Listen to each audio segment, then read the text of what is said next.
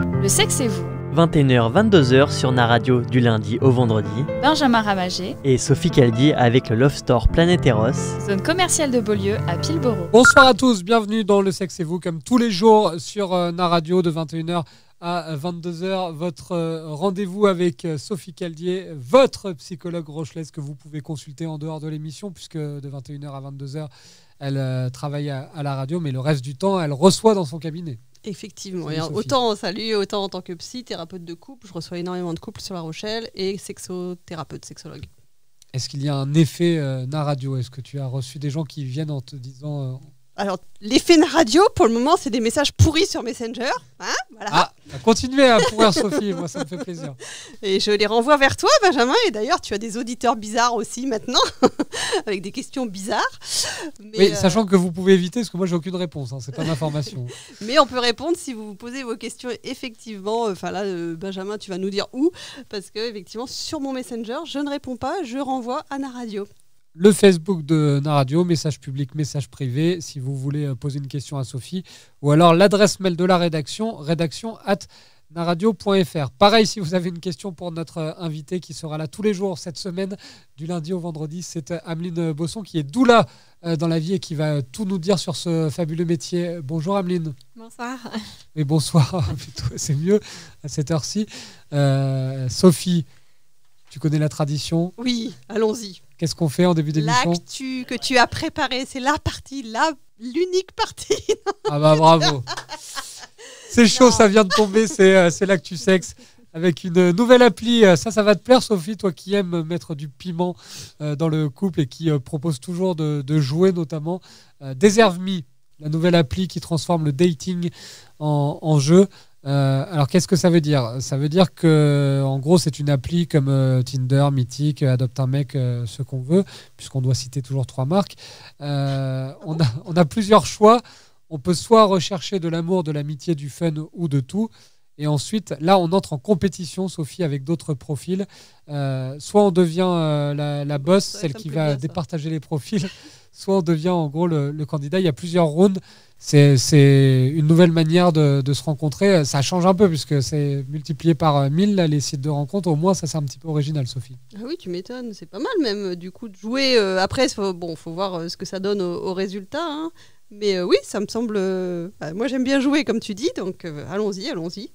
Pour les auditeurs qui veulent continuer à connaître Sophie, en apprendre sur Sophie, est-ce que tu es déjà passé par un site de rencontre ? Oui. Pourquoi tu me regardes ? Non, ce n'est pas toi que j'ai rencontré. Non, mais ton homme actuel, c'est site de rencontre ? Oui. Ah d'accord, c'était quoi ? C'était sexothérapeute.com ? Il faut dire 3 dates, 3... Oui, non, c'était dans une formation en fait de sexo. Je vais faire style... C'était dans une formation en fait, voyons. Non, mais c'était vraiment une appli ? Oui. D'accord, donc ça marche avec Sophie, puisque je les vois régulièrement, ils sont très épanouis tous les deux. Non. Et t'avais mis quoi comme photo, toi qui détestes les photos ? Je sais plus à l'époque. De dos. J'avais mis une photo de dos. Je devais avoir les cheveux rouges il y a 10 ans, donc voilà, j'avais dû mettre une photo les cheveux rouges. Notre réalisateur Alex, pas convaincu par les cheveux rouges de Sophie. C'est mieux en blond, d'accord, ok. Ameline aussi, est-ce que tu es déjà passée par le biais d'une appli ? J'y suis passée, oui. Et ça marche ? J'ai rencontré quelqu'un qui a été mon compagnon pendant quelques années, donc on peut dire que ça a marché pendant un temps en tout cas. Et là, Deserve Me, la petite originalité, là, le fait de jouer un petit peu, d'allier le jeu à la rencontre, ça te semble être une bonne idée ? Je sais pas, je me dis que ça doit être un peu bizarre quand t'es perdant, tu vois. Oui. Dans ce jeu-là, ça doit pas être très sympa pour l'estime de soi, mais... Oui, c'est pas faux. J'avais pas vu ça comme ça, mais c'est vrai que... Moi, je veux être que la boss, en fait. Hein. Oui, c'est ce que je me départager disais. les trucs, non, je vois pas trop. Oui, je veux bien départager, mais je veux pas être en compétition. Bon, là, on va passer à un sujet qui n'a rien à voir, Sophie. La culotte menstruelle à la mode. Bon, est-ce que tu peux nous en parler un petit peu ? Non. Demande à Ameline. Je peux, ouais.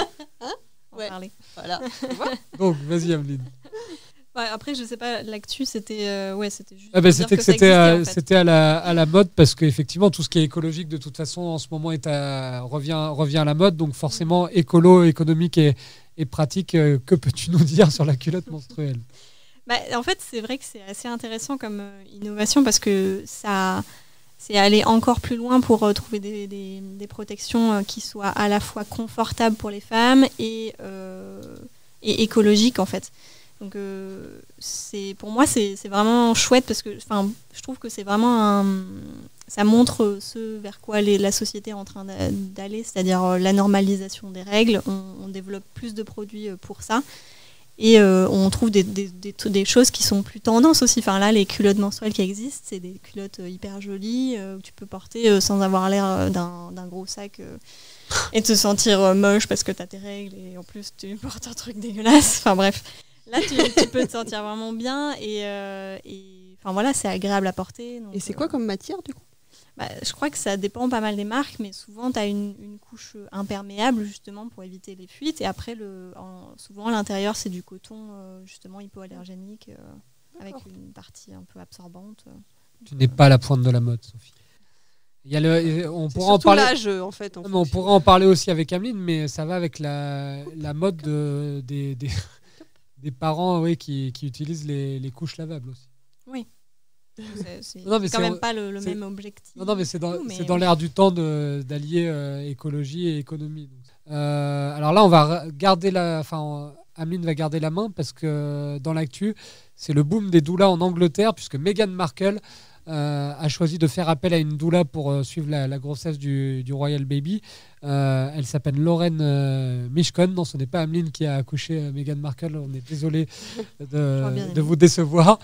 Alors, c'est dans l'actu et ça va avec toi, Ameline, mais c'est surtout une grande première. C'est la première fois dans l'histoire de la couronne britannique qu'une doula permet de faciliter l'accouchement d'un membre de la famille royale. Ça veut dire que le métier de doula va forcément cartonner en Angleterre encore plus que ce qui était le cas. Bah ouais, c'est clair. Non, et puis même ici en France, du coup, on en parle aussi. Donc franchement, merci Meghan, quoi. Ouais. On va voir si ça amène des Britanniques et des Français à utiliser les doulas, mais c'est vrai que c'est tellement suivi tous les moindres faits et gestes de la famille royale que forcément c'est que positif pour toi, Ameline, cette décision de Meghan Markle. Oui, carrément. Oui, et puis les articles qui en parlent, ils parlent aussi de tous ses choix, parce que Meghan, visiblement, elle a fait un choix d'une grossesse et d'un accouchement assez naturel, avec un accompagnement physiologique et tout. Donc, il y avait le choix de la doula, mais il y avait aussi d'autres choix pour sa naissance. Et ce qui est intéressant, c'est que là, c'est tellement médiatisé que ça permet de mettre sur le devant de la scène des compétences qui n'étaient pas forcément connues avant. Donc ouais, c'est génial.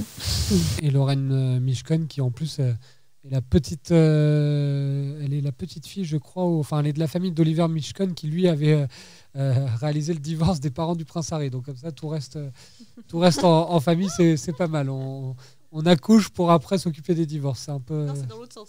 On s'occupe des divorces voilà, pour après s'occuper des accouchements. Ça sera l'inverse. C'est la vie, ça, Sophie. C'est le cercle infernal de la vie. Et oui, les divorces et les naissances. Et on va reparler, pour ton plus grand bonheur, de Marlène Schiappa dans un instant, après Meghan Markle.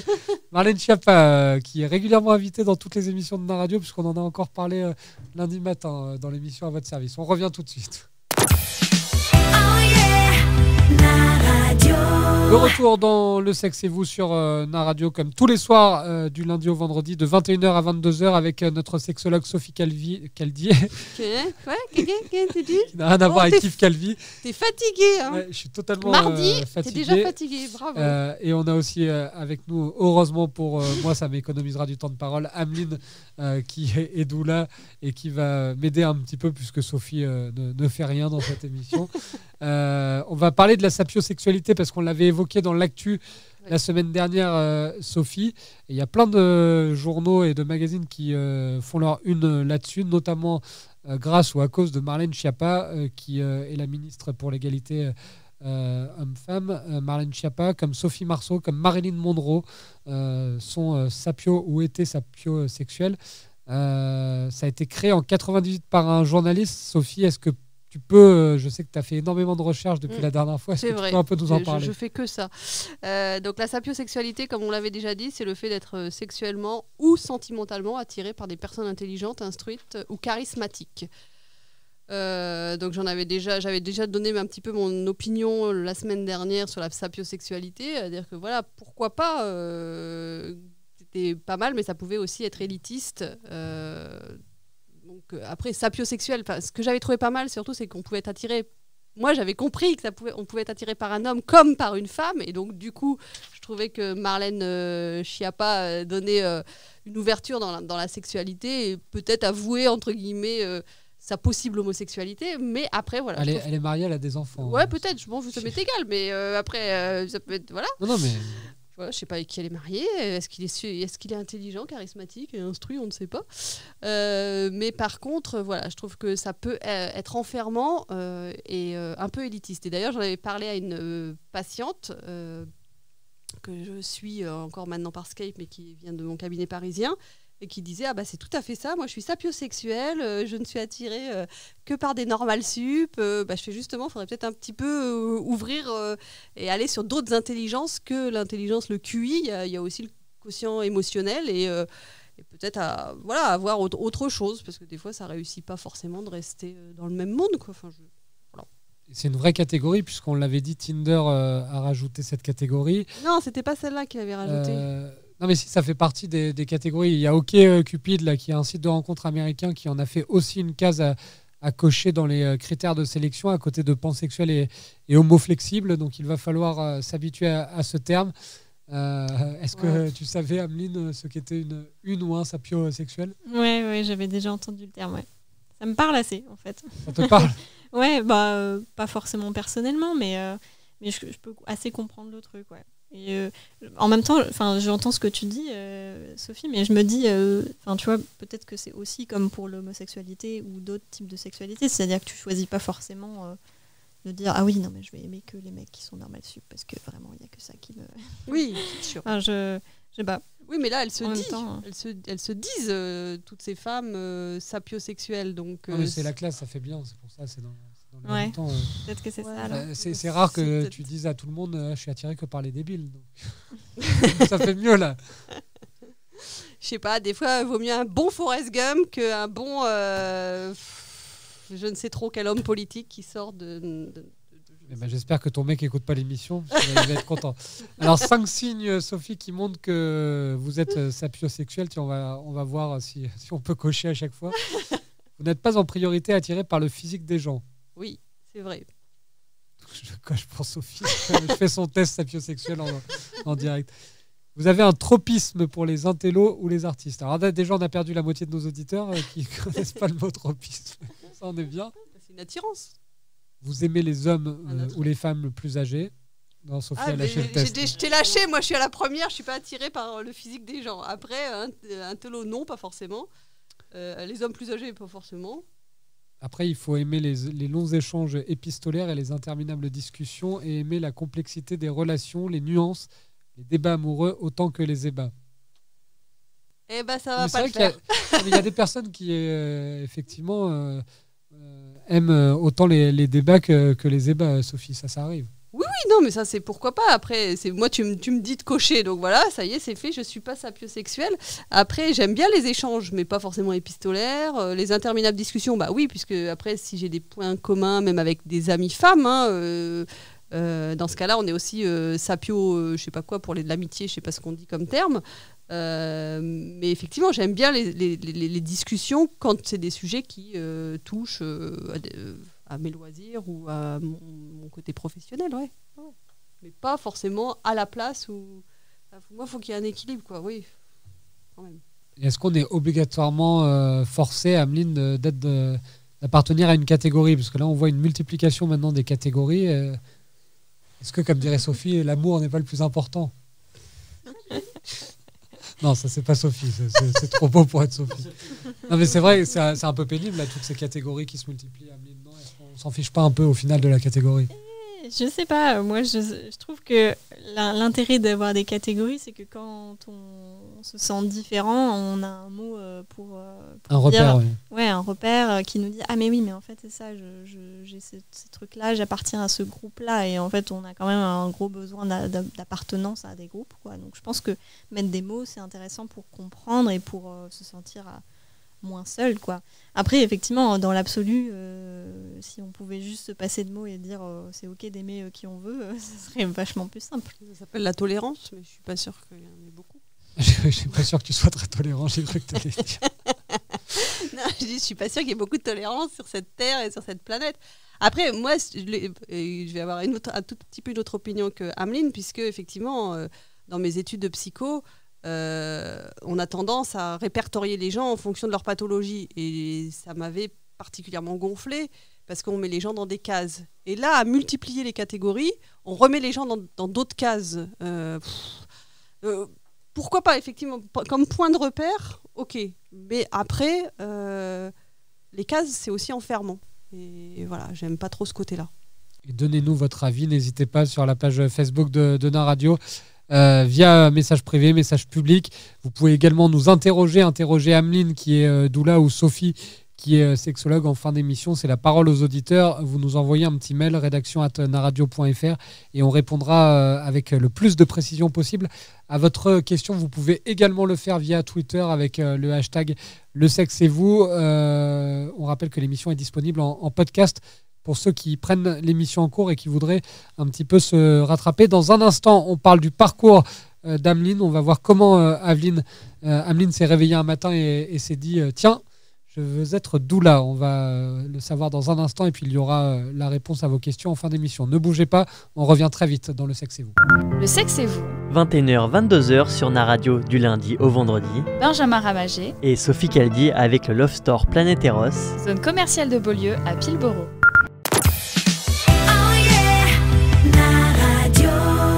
De retour dans Le Sexe et Vous, c'est la canicule. Sophie Caldier est toute rouge, elle a chaud. Pourtant, il est 21h, la température a baissé, mais pas dans le studio. Alors, je ne sais pas si c'est de parler du sexe et vous. Il y a un microclimat dans le studio. Oui, c'est ça. Un problème de climatisation. Puis on est 3, 4. La pauvre Ameline, qui est avec nous toute la semaine, fait une séance de sauna en même temps qu'une séance de radio. Et celui qui est fille, on va tous maigrir, c'est cool. Alors on va se dépêcher de demander quel est le parcours d'Ameline avant qu'il y ait un évanouissement dans le studio. Ameline, déjà, est-ce que tu as dans ta vie une expérience qui fait que tu étais particulièrement sensible et surtout que tu connaissais ce métier, parce que c'est vrai que c'est compliqué de se diriger vers le métier de doula quand on ne sait même pas que ça existe. Oui, c'est vrai. C'est pas faux. Bravo, ouais. Bravo, Benjamin. C'est Oula. Ça, c'est de la haute voltige et du journalisme. Alors, du coup, si la question c'est Non, comment j'ai as-tu découvert su le métier de doula,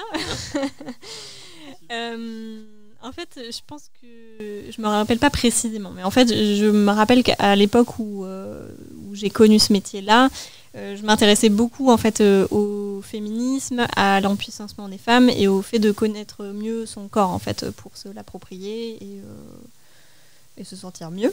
Et du coup, ça m'a amené à creuser pas mal de sujets différents, dont le sujet de l'accouchement. Et je pense que c'est à ce moment-là que j'ai découvert le métier de doula, qui du coup a fait beaucoup de sens parce que moi, je n'ai pas encore eu d'enfant à l'heure d'aujourd'hui, mais par contre, j'ai quand même une expérience de gynécologie parce que je suis une femme, donc j'ai une contraception et j'ai un utérus, donc voilà, je m'en occupe.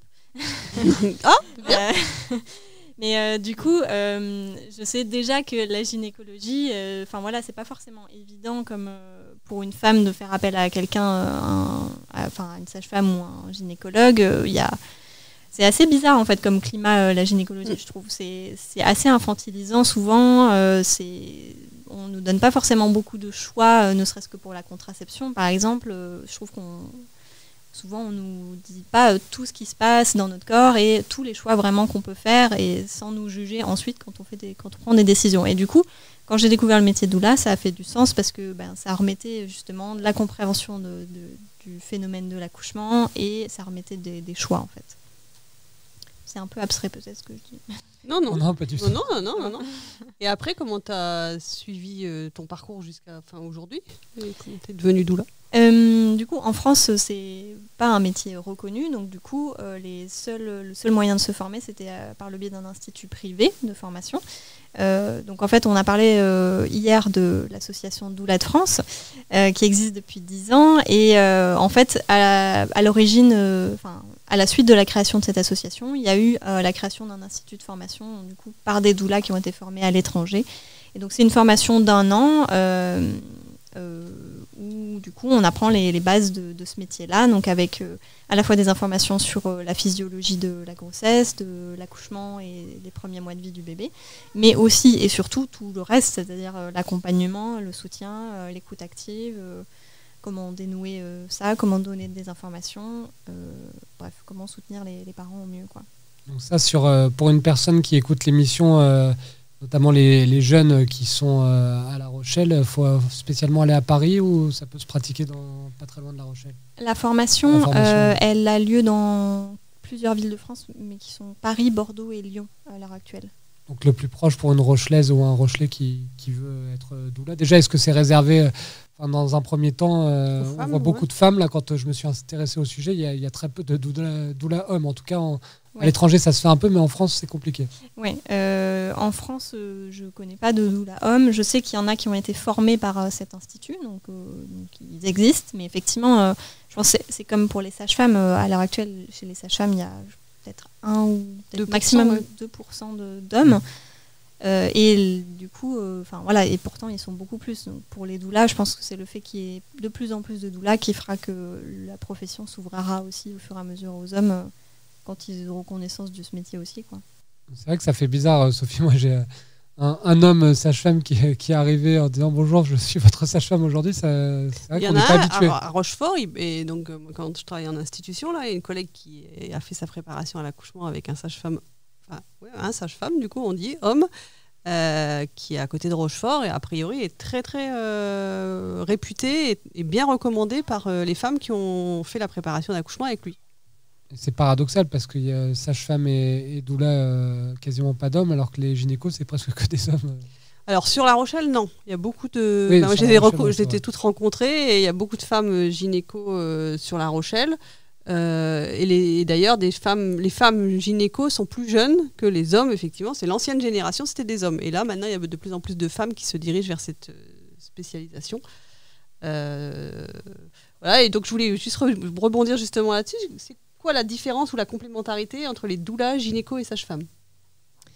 Moi, j'aime bien faire le parallèle avec un autre milieu qui est l'accompagnement des personnes âgées. Où en fait, tu vas avoir un médecin qui va s'occuper des pathologies, tu vas avoir une infirmière qui va peut-être venir à domicile faire des soins aussi particuliers, et tu vas avoir l'auxiliaire de vie qui va être là pour prendre soin plus physiologiquement et mentalement de la personne. Psychiquement aussi. Pardon ? Psychiquement aussi, oui. Oui, psychiquement, oui. Et du coup, pour moi, la différence entre doula, sage-femme et gynéco, c'est un peu la même. C'est-à-dire que sage-femme et gynécologue, ils vont s'occuper de la partie pathologie pour le gynécologue et suivi médical classique pour la sage-femme. Donc, ça va vraiment être un suivi, du coup, médical, quoi, de vérifier que tout va bien, effectuer un toucher vaginal, faire une échographie, ce genre de choses. La doula, elle fait pas ça en fait. La doula, elle est là pour prendre soin et le soin non médical en fait. Donc prendre soin à la fois physiquement, parce que ça peut être par le biais de massage, ça peut être par le biais de prendre le bébé le temps que la maman prend sa douche, quand il a juste 1 mois par exemple et qu'elle en chie avec son nouveau-né par exemple. Mais ça peut être du coup prendre soin aussi psychiquement, écouter justement les questions, les doutes du couple et de la femme. Donc ouais, moi je résumerais vraiment ça à prendre soin des parents, et alors que pour le coup je pense que sage-femme et gynécologue c'est plus prendre soin du corps, du processus, du bébé, et l'accompagnement il s'arrête quand même assez souvent à ça, même s'il y a des sages-femmes en libéral qui font un travail énorme aussi autour de l'accompagnement, ça c'est clair. Et j'ai vu aussi du coup, et on en avait parlé quand on s'était rencontrés, que tu t'occupais aussi de toutes les questions justement de la sexualité dans le couple, la libido aussi, on a parlé hier, ouais. Mais que ça t'étais aussi, et puis que tu faisais des cafés sexos d'ailleurs. Oui. Tu piques le travail de Sophie de temps en temps. Non, mais non, si elle est là, on se partage. Et c'est complètement fait différemment, je pense. Et donc, du coup, tu parlais beaucoup de ça aussi, parce qu'il y a plein d'hommes qui ne sont pas au courant. Bah oui. En fait, tu vois, je suis pas sexologue, c'est-à-dire que de la même manière, je vais pas faire un diagnostic d'une dyspareunie et indiquer, faut faire ça pour résoudre ce problème-là. Moi, par contre, je peux être une écoute pour dire, ok, qu'est-ce qui se passe dans votre couple, qu'est-ce qui se passe dans votre sexualité ? Ah oui, il y a la libido, c'est un problème. Ok, mais comment est-ce qu'on peut en discuter ensemble ou séparément ? Comment est-ce qu'on peut remettre de la communication dans le couple ? Ça va être mon boulot. Et ensuite, éventuellement, de réorienter justement vers d'autres professionnels, comme un sexologue, si vraiment il y a une problématique claire, orienter vers un gynécologue s'il y a une pathologie ou s'il y a besoin d'informations sur un acte médical vraiment précis. Alors voilà, moi, c'est vraiment le soin. Et typiquement, pour les cafés sexos, c'est pareil. J'ai pas une approche de sexologue, je pense, quand je les organise. C'est aussi ça, ma petite patte, ça va être juste de proposer un espace d'écoute et de parole, quoi, en fait. Sophie, garde tes questions pour la semaine. Là, tu vas être épuisée. On va continuer d'en apprendre sur Ameline. J'ai plein de questions à Ameline. Écoute. Demain, évidemment, il va y avoir d'ailleurs les questions des auditeurs parce qu'ils sont très jaloux. Sophie, eux aussi ont le droit de poser des questions. Oui. On les écoute dans un instant, ces questions, et on y répond. Surtout, à tout de suite. La dernière partie du Sexe et vous, 21h, 22h, comme tous les jours sur Nara Radio, du lundi au vendredi. Vous êtes de plus en plus nombreux à nous écouter. On est ravis avec Sophie et vous êtes nombreux à nous poser des questions. On rappelle que tout au long de la semaine, on a Ameline avec nous qui nous fait l'honneur de nous parler du métier de doula. Je regarde si j'ai une question à ce propos. Non. En revanche, Sophie, on a Astrid qui te dit bonjour Sophie, j'ai beaucoup moins de sensations au niveau de la pénétration depuis mon accouchement. Est-ce normal ? Tu vois ? Oui, mais je pensais au métier de doula, mais effectivement, Ameline va être complémentaire avec toi sur la réponse aux questions. Oui, comme on le disait hier à l'auditrice, non, c'était un auditeur qui nous demandait, je sais plus, enfin bref, et donc du coup, oui, puisqu'il y a quand un enfant passe, sort du ventre de la mère, il passe quand même à cet endroit-là, et il y a une dilatation de ses voies. Et le périnée également, il faut le remuscler après. Donc il y a plein de sensations c'est pas qui disparaissent puisqu'elles peuvent réapparaître avec de la rééducation, mais qui en tout cas sont moins présentes après un accouchement. Peut-être que... On l'a dit, Ameline, la doula ne disparaît pas le jour de l'accouchement. Elle est là aussi pour le service après-vente.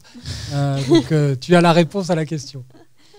Oui, c'est effectivement, j'ai pas grand-chose à ajouter. C'est juste les distensions du périnée surtout, quoi. Donc ça prend du temps, mais ça finit par revenir. Oui, heureusement. Ça va revenir. Alex, notre réalisateur, est rassuré. Il va pouvoir se lancer dans le projet bébé. Pauline nous dit je ne suis attirée que par les bad boys. Ai-je un problème ? Alors ça revient un peu à ce qu'on disait tout à l'heure, mais à l'inverse avec les gens intelligents. Sophie, ça arrive beaucoup plus souvent d'ailleurs. On en connaît un paquet de copines. Ça marche aussi avec les mecs pour les casse-couilles. On connaît un paquet de filles dans notre entourage, Sophie, qui sont attirées que par les mecs à problème ou les bad boys. Alors oui, parce que les bad boys, en fait, c'est les leaders. Et donc, ça peut rejoindre quand même le sapiosexuel, dans le sens où c'est des personnes qui sont charismatiques.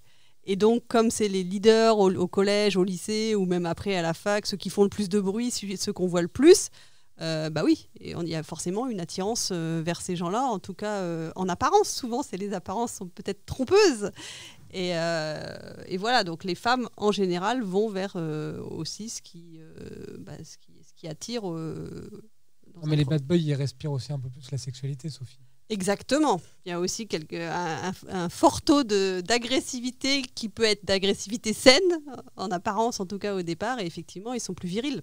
Tout à fait. Je suis d'accord. Est-ce que Pauline a un problème, Ameline ? Est-ce que c'est un problème d'être attirée que par les bad boys ?